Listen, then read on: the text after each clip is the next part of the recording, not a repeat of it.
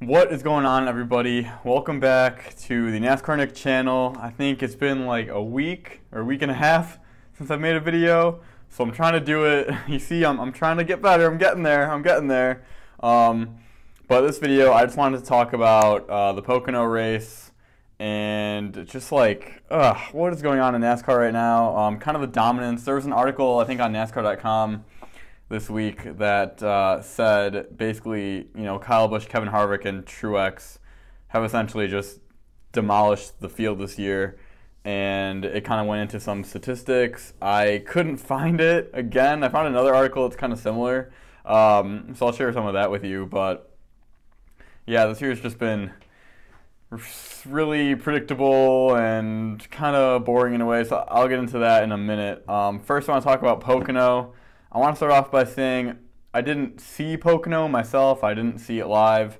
When NASCAR posted the race on YouTube, I skimmed through it, essentially.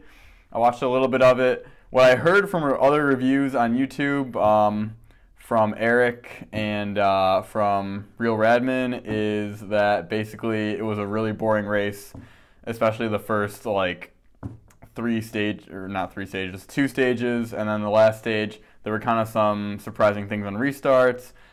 Kevin Harvick didn't get a great restart at the end, cost him a chance to win the race. But I think ultimately he finished fourth. I want to say fourth. So still didn't matter. It was a great day for him. Anyway, he led, I think, 89 laps or something like that. But yeah, overall boring race at Pocono. Pocono used to be, it was always boring, but it used to involve a lot of strategy. And now it's just boring. Now it's just boring with no strategy. It used to be boring, but there was strategy. And I think, at least to me, and I think I've said this before on this channel, strategy makes the race exciting. When people are on different strategies, people trying 2 tires or 4 tires, you got to stretch your fuel. I mean, that's exciting. You don't know if a caution's going to come out. Stage racing takes away a lot of those variables. 2 cautions are coming out. A lot of the races you can just run it halfway through a stage, pit.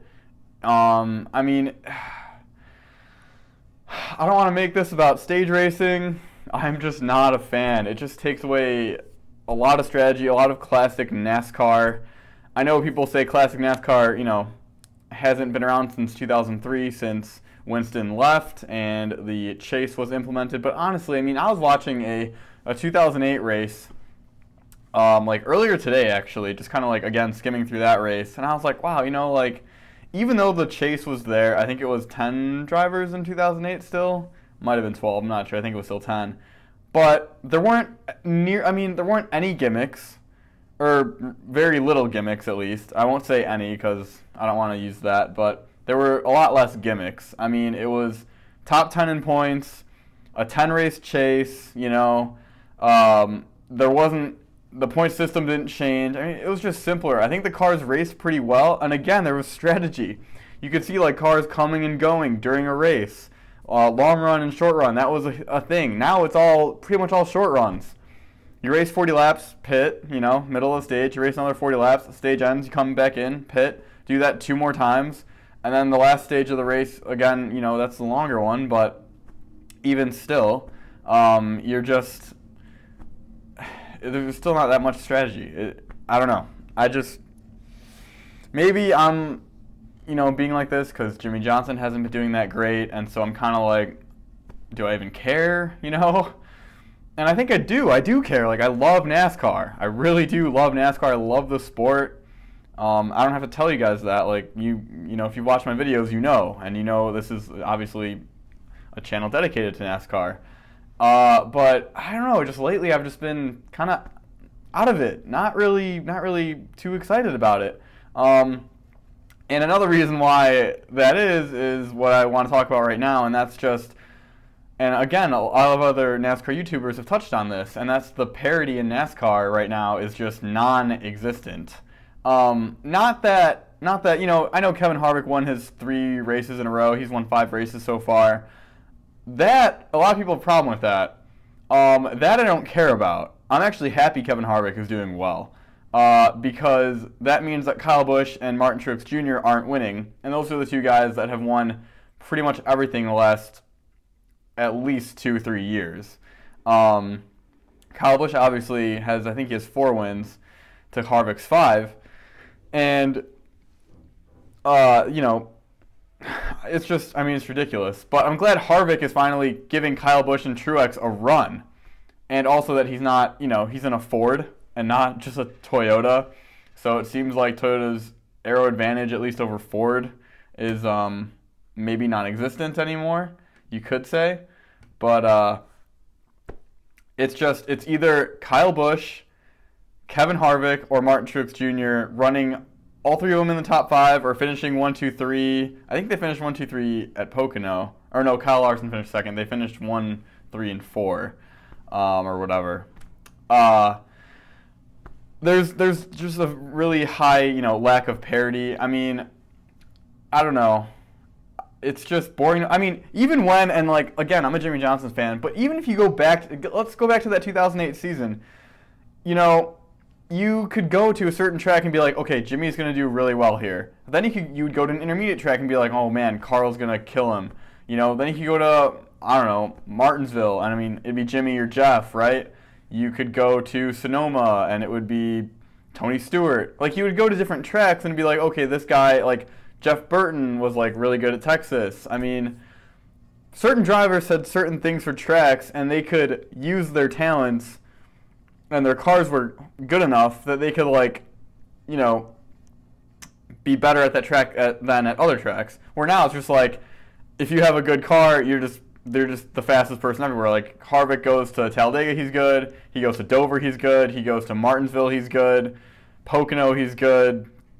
I mean, Phoenix, obviously he's great at Phoenix, but you get what I'm saying is no matter where these guys go, I mean, Truex, you know, the 78 team, which they came from nowhere, obviously, and that's a pretty awesome story, but, you know, again, he's great everywhere. Like, he would go to Martinsville and just be, he finished second there last fall, and he's never been, you know, you never thought of Truex as, wow.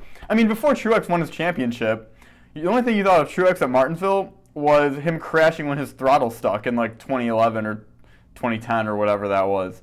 That's all you thought of him. You're just like, wow, he had that one crazy wreck.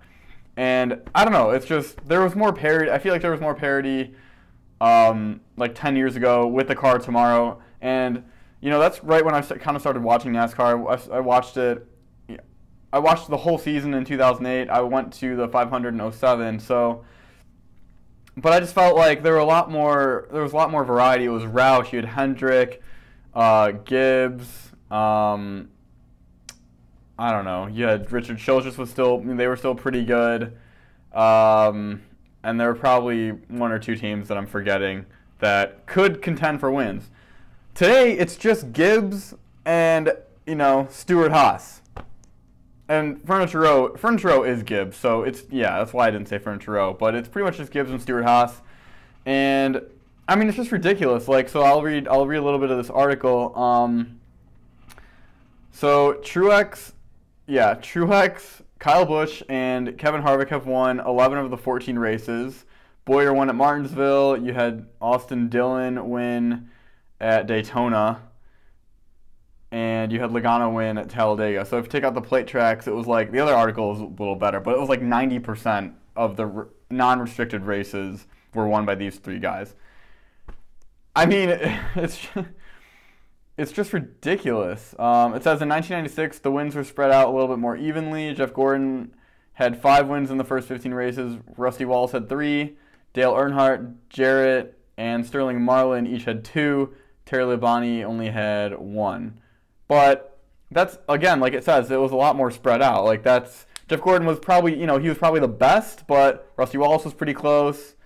Dale Earnhardt was always a threat. Dale Jarrett was good. Sterling Marlin also had 2. I mean, you know, like, you had other contenders. Like, now it's obviously just 3 drivers and 3 teams. If Harvick and Busch and Truex continue to win, the playoff field is going to be filled with a bunch of winless drivers, and we could have a points battle for like 10 or 13. It says 13 drivers. I don't know if it's gonna. I don't know about that, but at least like 10 drivers. That's crazy. That is crazy. So, 2003, let's see. So, number of winners through the first 15 races from 1997 to 2017. So, the highs were 2003 with 12. 2012 had 11. 2002 had 10. 2000 had 12 as well. And then 14, 15, and 16 had 10. 2008 had 9. But yeah, there's only been, what are we at now? 6, I guess. Yeah, 6, and the other people have just won 1. So yeah, again, I've probably made this video too long, but it's just ridiculous. I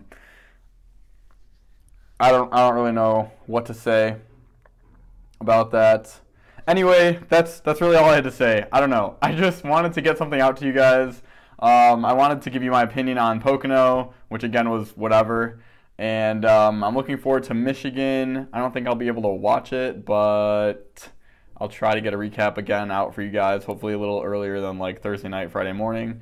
But I am looking forward to Michigan, so should be good. Hopefully Jimmy Johnson does well. I saw a graphic that his last 7 races, his average finish was under 9th place, so that's really good. They're finding some speed, so that's encouraging for a person like me who is a Hendrick Motorsports fan, who's been, they've been really bad obviously this year.